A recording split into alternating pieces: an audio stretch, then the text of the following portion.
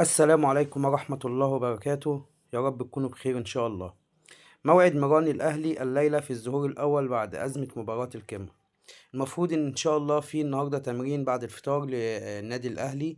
يستأنف فريق الكرة بالنادي الأهلي تدريبه الجماعية في 9 مساء الاثنين على ملعب مختار التتش، بعدما حصل اللاعبون على راحة سلبية لعدة أيام عقب رفض خوض مباراة القمة التي كان مقرر لها الثلاثاء الماضي ضمن منافسات الجولة الأولى من المرحلة النهائية لبطولة الدوري المصري من أجل التحضير للمرحلة القادمة. ويواجه الأهلي نظيره إنبي في 9:30 مساء الفريق البترولي المقبل باستاد السلام في إطار منافسات بطولة كأس عاصمة مصر.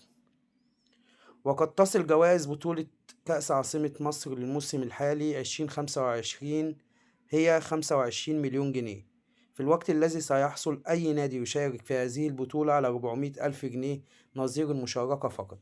وتصل جوائز بطولة كأس عاصمة مصر الموسم الحالي 2024 ل 25 مليون جنيه، في الوقت الذي سيحصل أي نادي يشارك في هذه البطولة على 400 ألف جنيه نظير المشاركة فقط، على أن تكون الجوائز كالتالي: 10 مليون جنيه للبطل، 4 مليون جنيه للوصيف، 2 مليون جنيه للثالث، 1.5 مليون للرابع.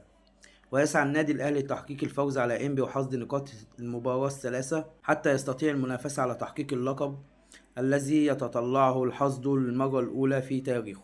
شكرا والسلام عليكم ورحمة الله وبركاته.